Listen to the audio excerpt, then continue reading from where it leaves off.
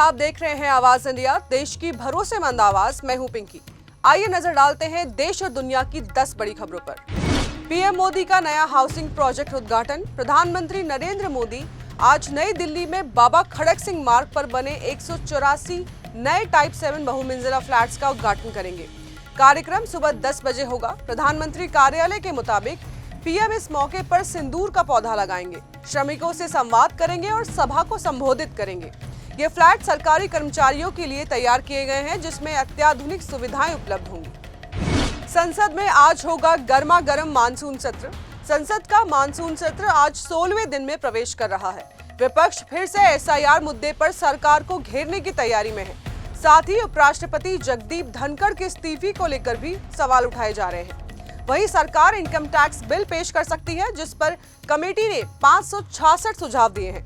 उम्मीद है कि दोनों सदनों में आज तीखी बहस देखने को मिलेगी। राहुल गांधी का चुनाव आयोग मार्च। कांग्रेस सांसद राहुल गांधी आज 300 इंडिया गठबंधन सांसदों के साथ चुनाव आयोग कार्यालय तक मार्च करेंगे। ये विरोध प्रदर्शन चुनावी ईमानदारी और लोकतांत्रिक प्रक्रिया की रक्षा के मुद्दे पर हो रहा है। विपक्ष आरोप लगा रहा है कि चुनाव प्रक्रिया में धांधली हो रही है और मतदाता सूचियों में हेरफेर किया गया है।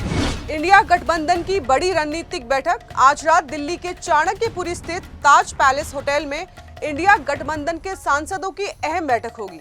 इस बैठक में मतदाता सूची में हेरफेर और वोट चोरी के खिलाफ देशव्यापी अभियान की रणनीति तैयार की जाएगी। बैठक की अध्यक्षता कांग्रेस अध्यक्ष मल्लिकार्जुन खड़गे करेंगे, जिसमें कई बड़े नेता शामिल होंगे। कांग्रेस की अंदरूनी रणनीतिक बैठक। कांग्रेस पार्टी के प्रभारी और महासचिवों की आज दिल्ली में अहम बैठक होगी।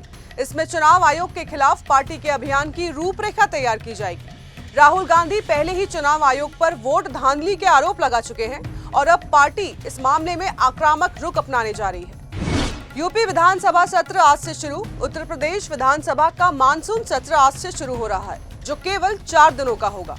खास बात यह है कि एक दिन लगातार 24 घंटे तक कार्रवाई चलेगी। इस दौरान मंत्री अपने विभागों का विजन डॉक्यूमेंट पेश करेंगे।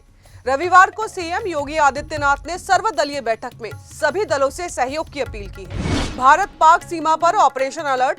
सीमा सुरक्षा बल ने भारत पाक अंतर्राष्ट्रीय सीमा पर ऑपरेशन अलर्ट शुरू कर दिया है, जो 11 से 17 अगस्त तक चलेगा। स्वतंत्रता दिवस के मद्देनजर घुसपैठ रोकने के लिए गश्त बढ़ाई जाएगी। ऊंटों से पेट्रोलिंग और सुरक्षा नाकों की संख्या में इजाफा किया जाएगा। एयर इंडिया की फ्लाइट हादसे से बची। कांग्रेस नेता केसी वेणुगोपाल समेत कई सांसदों को लेकर जा रही एयर इंडिया की फ्लाइट रविवार रात हादसे से बाल बची। खराब मौसम और तकनीकी खराबी के कारण तिरुवनंतपुरम से उड़ान भरने के बाद विमान को चेन्नई डाइवर्ट किया गया, लेकिन वहां एक रनवे पर 2 विमान आ गए, जिसके बाद विमान को हवा में फिर उड़ाना पड़ा। अंततः फ्लाइट सुरक्षित उतरी। इजराइल का गाजा में पूर्ण कब्जे का ऐलान। इजरायली पीएम बेंजामिन नेतन्याहू ने गाजा पर पूर्ण कब्जे का ऐलान किया है, जिससे नरसंहार की आशंका बढ़ गई है। इस बीच गाजा में सहायता का इंतजार कर रहे 26 फिलिस्तीनियों की मौत की खबर है। इजराइल में ही नेतन्याहू की इस योजना का विरोध हो रहा है और बंधकों के परिजनों में आम हड़ताल का आह्वान किया है। तुर्की में 6.0 तीव्रता का भूकंप। पश्चिमी तुर्की के बालिकेसिर प्रांत में सोमवार शाम 6.0 तीव्रता का भूकंप आया। इसमें एक व्यक्ति की मौत हो गई है। भूकंप का केंद्र सिंदर्ग के पास था और इसकी गहराई महज 10 से 11 किलोमीटर थी, जिससे तेज झटके महसूस हुए। लोग दहशत में घरों से बाहर निकल गए। देश और दुनिया की बड़ी खबर जानने के लिए जुड़े रहिए आवाज इंडिया के साथ।